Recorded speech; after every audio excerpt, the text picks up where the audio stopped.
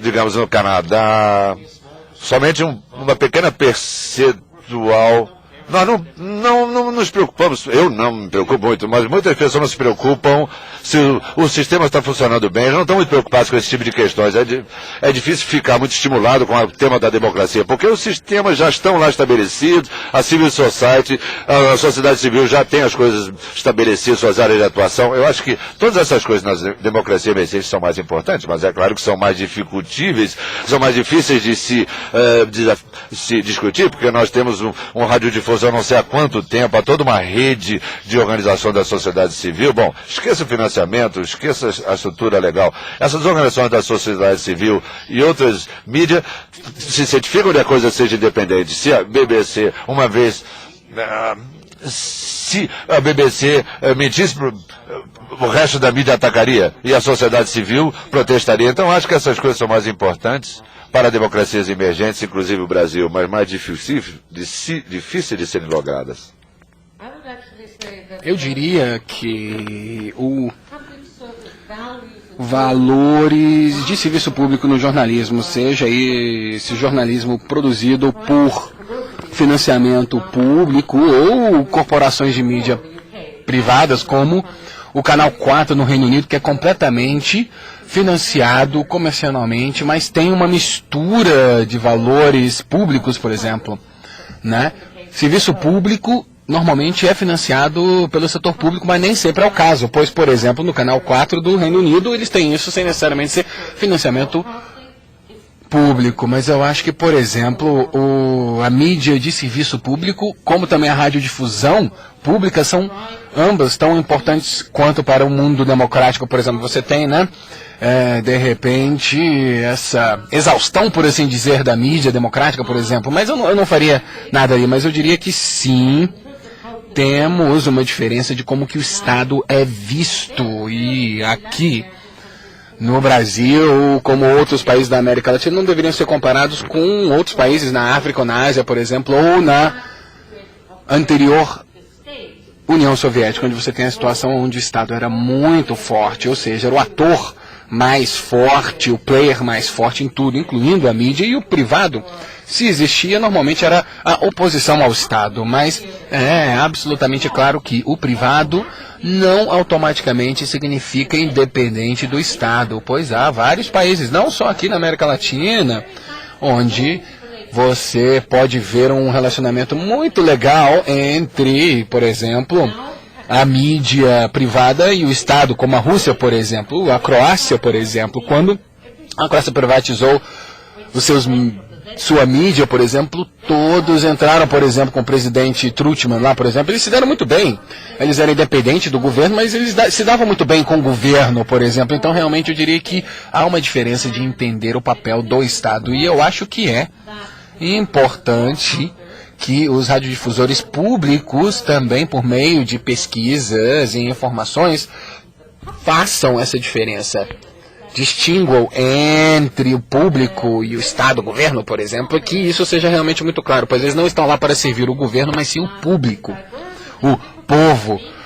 E seja diverso, difícil de definir, é para isso que eles estão lá e não para promover o governo e não para promover o Estado.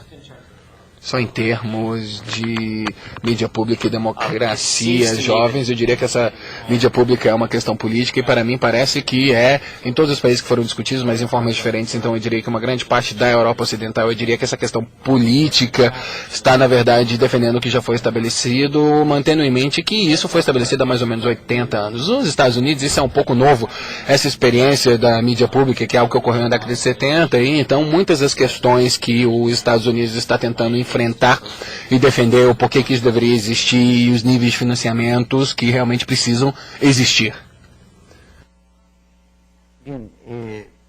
Bettina.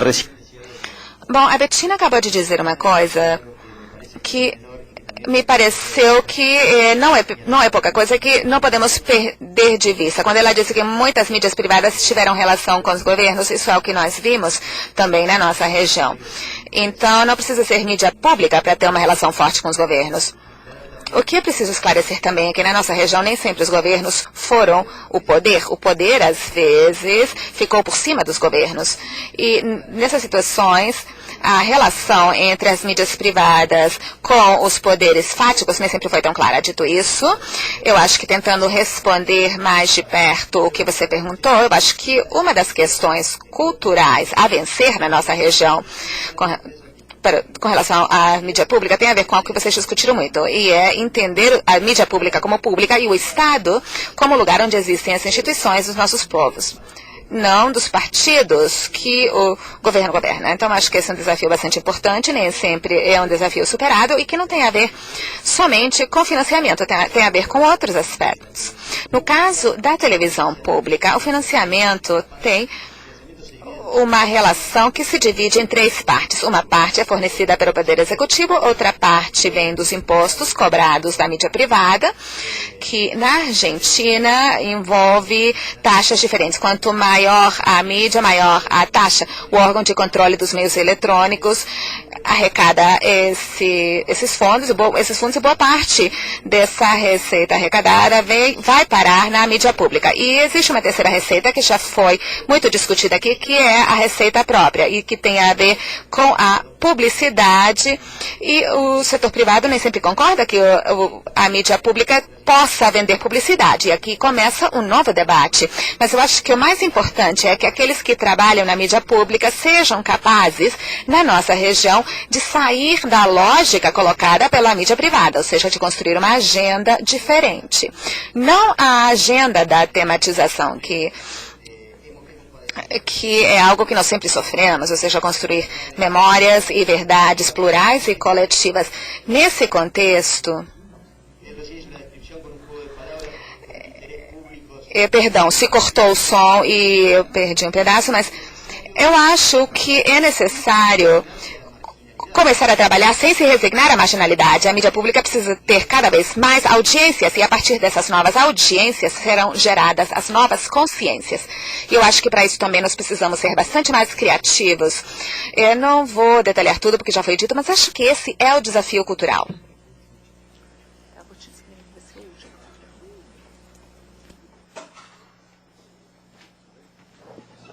Oi.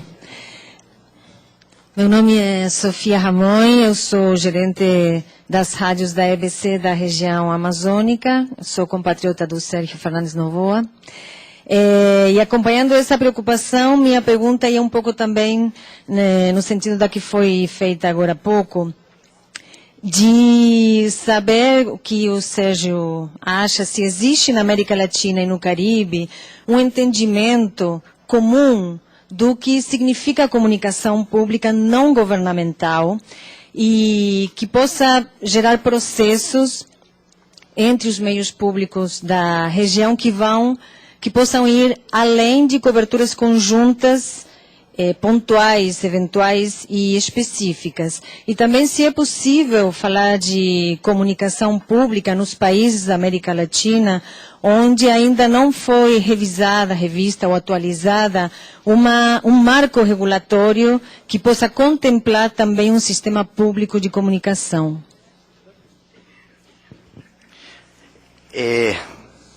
Bueno, un gran cariño a Sofía, que parecía que era ella, pero no estaba seguro. Carinhos para você, Sofia, não tinha certeza se era você, mas na pergunta que foi feita pela colega anterior, ela fez uma distinção entre as novas ou jovens democracias e as outras democracias. Sem dúvida, nós estamos vivendo uma etapa de funcionamento que está cheia de contradições e tensões. Há governos que entendem que precisam apoiar a mídia pública, mas que porque apoiam a mídia pública precisa fazer propaganda do governo. Na verdade, esses governos precisam da mídia pública para que digam a verdade, mas com frequência a verdade os afeta, e os governos precisam se acostumar a que a mídia pública vai afetá-la, senão a mídia pública deixará de ser mídia pública. E é preciso pensar que o controle da mídia pública precisa ser de uma maneira precisa ser pluralista, ou seja, não pode responder somente aos poderes executivos. Apesar disso tudo, a América Latina padece de, entre outras coisas, a falta de marcos regulatórios. Muito poucos países avançaram na criação de novos marcos regulatórios. Além disso, a convergência coloca na mesa um novo problema que vem sendo discutido no Brasil. Nós regulamos somente os meios eletrônicos, mas o que acontece com o componente tecnológico que com frequência está envolvido nisso tudo? Quando olhamos os números, a quantidade de Twitters, de Facebook, de internet, eu ouvi num outro painel, acho que no painel de ontem, alguém mencionou o papel das redes sociais. Na verdade, nós precisamos ter uma visão diferente do papel das redes sociais na América Latina, já que com certeza é importante e nos coloca num estágio diferente. A mesma coisa não acontece nos Estados Unidos, onde a penetração é de praticamente 80%, ou na Europa, onde é de praticamente 60%, enquanto que na América Latina é de perto de 32% ou 33%, ou seja, somente 1/3 da nossa população tem acesso à banda larga. Nesse sentido, os cenários são muito diferentes. Precisamos avançar fortemente com a regulação. Eu não disse isso hoje, eu preciso esclarecer isso aqui. Nós tivemos um debate muito grande sobre a palavra meio público, como já foi dito há pouco. A mídia que usa espectro para transmitir usa algo que é público. O espectro é público, é um bem comum da humanidade e os estados se encarregam de administrá-lo. Portanto, existe ali já uma questão de mídia pública na mídia privada também. O que nós colocamos é que esse espectro radioeletrônico no nosso país, pelo menos, se divida de tal maneira que 33% do espectro seja destinado ao setor privado, sem fins lucrativos, ou seja, as cooperativas, a mídia comunitária, as comunidades, as associações da comunidade civil, da sociedade civil, onde em muitos países esse setor acaba terminando com má qualidade de espectro. E, nesse sentido, precisamos garantir que tenham acesso por lei, garantindo também que todos os estados, desde o Estado Nacional até os estados provinciais, como se chama na Argentina, possam ter a sua rádio, seu canal de televisão aberta. Nós achamos que, na medida em que o espectro for democratizado, haverá uma maior possibilidade de democratização da palavra também. Falcão, eu sou jornalista da EBC na TV Brasil Internacional.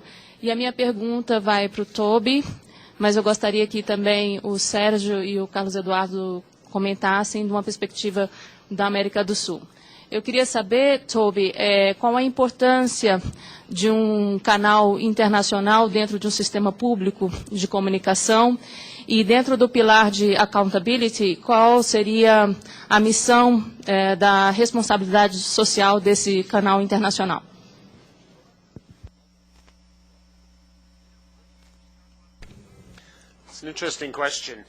Pergunta bastante interessante.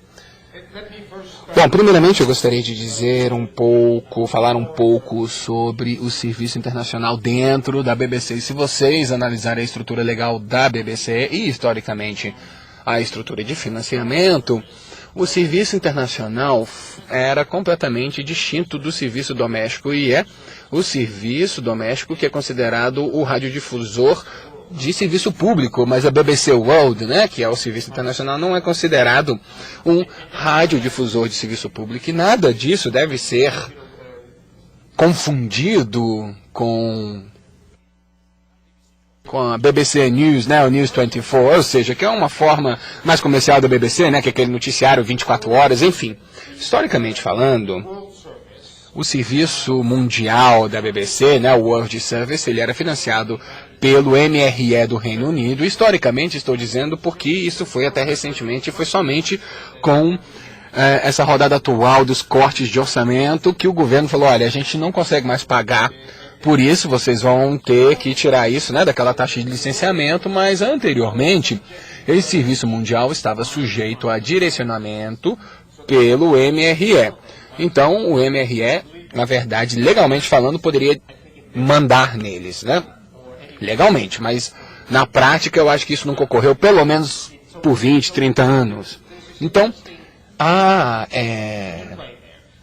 essa interação bastante interessante aí, né, por assim dizer. E, bom, eu vi que você, né, ficou até com a cara meio de surpresa, mas o Serviço Internacional do Radiodifusor Internacional, se você